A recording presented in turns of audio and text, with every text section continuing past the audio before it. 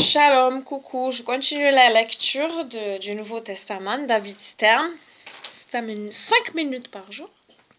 On est dans Romains, chapitre 8, verset 9 jusqu'au verset 21. Et le thème, c'est « Tous ceux qui sont conduits par l'Esprit de Dieu sont fils de Dieu ». Donc 8, 9 à 21. Mais vous, ne vous identifiez pas à votre vieille nature, mais à l'Esprit, pourvu que l'Esprit de Dieu vive en vous. Car celui qui n'a pas l'Esprit du Messie ne lui appartient pas. L'Esprit de Dieu, l'Esprit du Messie.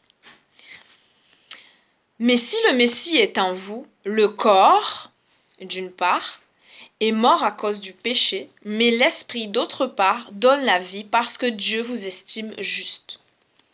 Et si l'Esprit de celui qui a ressuscité Yahushua le Messie d'entre les morts vit en vous, alors celui qui a ressuscité Yahushua le Messie d'entre les morts donnera aussi la vie à vos corps mortels par son Esprit qui vit en vous.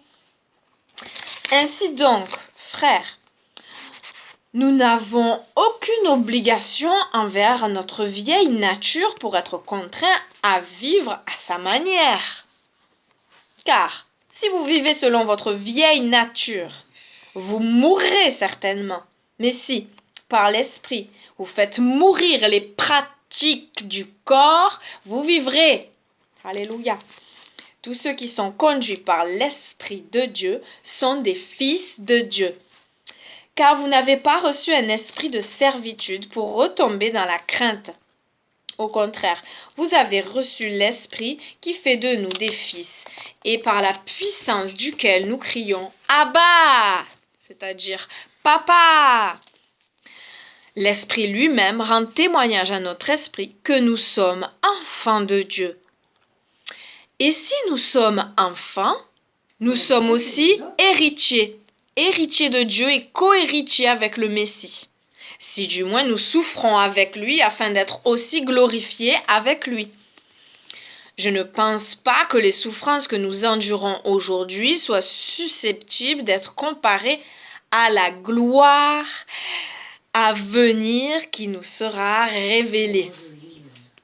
La création attend avec impatience la révélation des fils de Dieu, car la création a été assujettie à la frustration, non volontairement, mais à cause de celui qui l'a assujettie. Mais elle a reçu une espérance certaine. Elle sera aussi libérée de la servitude de la déchéance, et elle se réjouira de la liberté qui accompagnera la gloire que recevront les enfants de Dieu. Fin de la lecture du jour. Très courte, je vois. 3 minutes 16, très courte. C'est pas 5 minutes. Des fois c'est moins, des fois c'est plus. La question de méditation, c'est est-ce que j'entends le Saint-Esprit, le souffle saint, me dire que je suis un enfant de Dieu? Qu'implique pour moi le fait d'être un enfant de Dieu? Oui, j'entends le souffle de Dieu qui me dit que je suis enfant de Dieu et je le remercie toujours pour cela. C'est trop merveilleux de pouvoir se dire enfant de Dieu. Et qu'implique pour moi le fait d'être enfant de Dieu? Qu'implique pour toi? Qu'implique, c'est une nouvelle manière de vivre, c'est la vie passée avec tous ces péchés-là, c'est fini, c'est une ferme décision d'enterrer ça par le baptême. Et c'est jamais revenu, les désirs que j'avais avant ne sont jamais revenus. Aujourd'hui, je vois bien que je suis enfant de Dieu parce que ce que je désire pour mes amis, pour ma famille, il n'y a qu'une chose que je désire. Avant, je désirais tout ce qu'ils désiraient. Oui, amen, amen, tu veux ça, c'est bien, t'as raison. Non, maintenant, ce qui m'importe, je les écoute. Et je vais pas aller contre et me bagarrer, mais si je prie pour eux, c'est pour le salut de leur âme. C'est qu'ils rencontrent Dieu. C'est que les futilités, ça n'a pas d'importance, voilà. Bien sûr, on souhaite le meilleur et tout, mais à quoi sert au monde, à l'homme, de gagner tout ce qu'il y a dans le monde, d'avoir tout ce qu'il veut, et puis à la fin de perdre son âme? même s'il est heureux toute sa vie, qu'à la fin il perd son âme et qu'à la fin je le vois pas dans le royaume avec moi. Rien à faire qu'il gagne bien sa vie, qu'il ait une super femme, un super mec. Rien à faire tout ça, c'est pas... Voilà, la plus grande des maisons, la plus belle des voitures, qui part en vacances, qui fait le tour du monde. Tout ça, c'est... À quoi ça sert si il perd son âme? Donc voilà, ça c'est là qu'on reconnaît, pour moi, hein, qu'implique pour moi le fait d'être enfant de Dieu, c'est avoir à cœur le royaume des cieux, avoir à cœur le salut des âmes, avoir à cœur, voilà, d'être amour et de donner de l'amour. Et de quand tu veux du bien à la personne, c'est que son âme qui te soucie. Son âme, tu vois, au-delà du corps, au-delà du physique, voilà, au-delà des aspirations et des désirs humains. Et c'est ça, tu te soucies de l'âme des personnes. Voilà, être amour et se soucier de l'âme. C'est ça, être enfant de Dieu. Être amour et s'intéresser à l'âme. L'âme, l'esprit, à tout ce qui est invisible. Être auprès de Dieu, connaître Dieu, aimer Dieu, chercher sa face. Merci Seigneur de toucher le cœur de mes amis, de ma famille, de tous ceux qui ne t'appartiennent pas.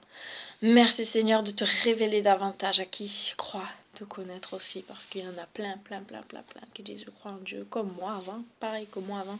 Je disais je crois, mais je faisais que ce que je voulais moi. Donc c'est une preuve que c'est pas une véritable croyance. Voilà, sinon on arrête. Il y a des choses qu'on arrête. Ah, merci Seigneur pour ta patience qui nous sauve tous. Merci Seigneur encore pour la journée de vie que tu nous as donnée. Et merci pour tous les frères et sœurs qui veulent bien prier pour moi. Merci pour mon papa. Merci. Merci Seigneur pour l'amour qui nous lie. L'amour qui est le plus important des dons, car si je n'ai pas l'amour, je ne suis rien. Comme ta parole le dit. Dieu est amour. Est-ce qu'on a Dieu en nous? Est-ce que nous sommes amour? Ou est-ce que encore nous sommes charnels avec nos désirs? Que chacun s'examine. Nous ne vivons plus pour nous-mêmes, nous vivons pour toi. Et toi, tu nous as montré l'exemple en donnant ta vie pour les autres. Merci Seigneur. Que toute la gloire te revienne. Que ton règne vienne. Ouvre les yeux des aveugles spirituellement et aussi des aveugles, que les aveugles voient. Que les malades soient guéris, que les captifs soient libérés. Amen. Bisous, shalom, bonne journée.